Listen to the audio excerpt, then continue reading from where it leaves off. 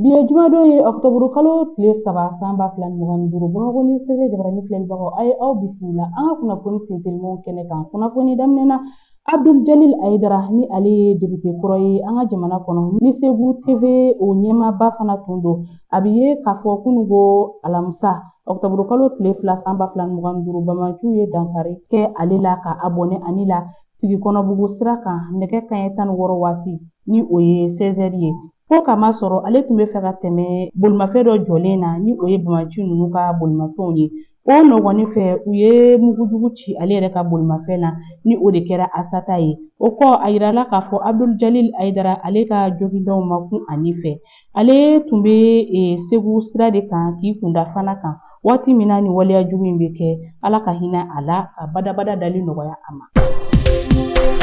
Halisa an bɛ to ni Mali kunnafoniyaw ye. An ka kiiritigɛso min ɲɛsinnen don bɔlɔlɔ kɛlɛli kow ma ni o ye Pôle national de lutte contre la cybercriminalité ye. Olu kɔni y'a ɲini damakasibaw fɛ u ka se ka CFA wari miliyɔn 5 sara yaasa kiiritigɛ ale bɛ se ka boloda cogo min na novembre kalo tile 27 san 2025. Maître Mutaga Tall ni ale ye sɔrɔnalidonba ye ale y'a yira k'a fɔ ko wari min kofɔra olu na o di. Ko kiiritigɛ in seriyara Mulayi Keyita fɛ a yirala k'a fɔ min ye Mamari Bitɔn Kulubali ye ale kɔni tun tɛ kɛnɛ kan. An ka furancɛrɔ fanga CNT maaw bɛna lajɛba dɔ sigi sen kan tɛnɛndon octobre kalo tile 6 san 2025 ni o lajɛ in yɛrɛ baaraw n'u bɛna don Jelibaba Sisoko o salle kɔnɔna na nɛgɛ kanɲɛ 16 waati ni o ye 16h ye ni o bɛ tali kɛ sariyaw hakɛw la baaracogow kan kalo in nata in na. Ko ni lajɛba in ko a bɛna CNT maaba caman de fara ɲɔgɔn kan ka fara an ka jamana jɔsenbaw ka nɔnabilaw kan fo ka taa se maaba caman welelenw kan kɛnɛ kɔnɔna na ko u ka laadalasigi min bɛ kɛ octobre kalo kɛrɛnkɛrɛnnenya la o fana kɔnɔnen don ka kɛ ni jamana lahalayaw ye ani jamana kɔkanataw.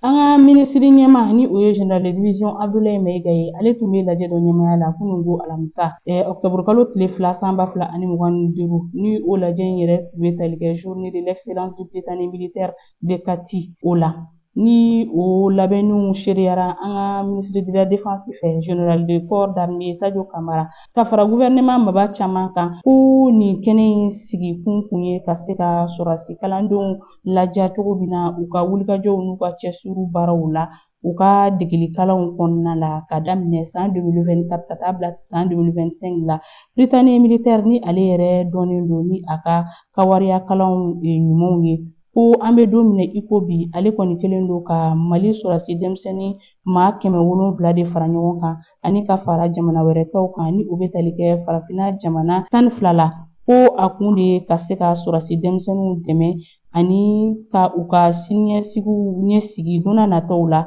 sɔrɔdasiya hukumu na an ka Mali jamana kɔnɔna na. Kunu alamisadon octobre kalo tile 2 san 2025 Bamakɔ dunanjigisoba kɔnɔna la ni o ye hôtel Radisson collection ye olu ye baaraɲɔgɔn dɔw kunbɛn ni o ye AES jamanaw ka douane ɲɛmaabaw ka fara ɲɔgɔn kan tako 4 ye ni o bɛ tali kɛ Mali, Niger, Burkina Faso ka fara Togo jamana kan. K'u ka ni dalajɛ in dakun kun bɛ tali kɛ min na o de ye ka se ka basigi nati douane baara kɔnɔ feere na siraw fɛ ji kan ani o lakana ni AES gun kan. Ko lajɛ in seriyara an ka sɔrɔ yiriwali minisiri fɛ ni o ye Aluseni Sanu ye ni ale yɛrɛ tun bilasiralen bɛ maaba caman fɛ ni o dɔ bɛ tali kɛ inspecteur Amadu Konate ni ale yɛrɛ ye Mali douane ɲɛmaaba ye ka fara Burkina Faso ta kan fo ka taa se Niger taw kan.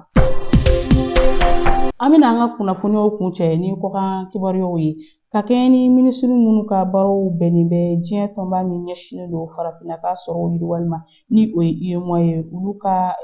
dalajɛ tako 9 bɛna sigi octobre kalo tile 3 nata in san 2025 u ka diɲɛ dɔnniya kuraw sanfɛ ni o ye visio conférence ye. Ko ni kunnafoni lasera u ka bataki sɛbɛn dɔ kɔnɔ. Ko ni lajɛ in senfɛ ko minisiriw bɛna jateminɛni caman de kɛ yaasa basigi bɛ se ka na cogo min na marabolo kɔnɔnaw la ani fana ka u ka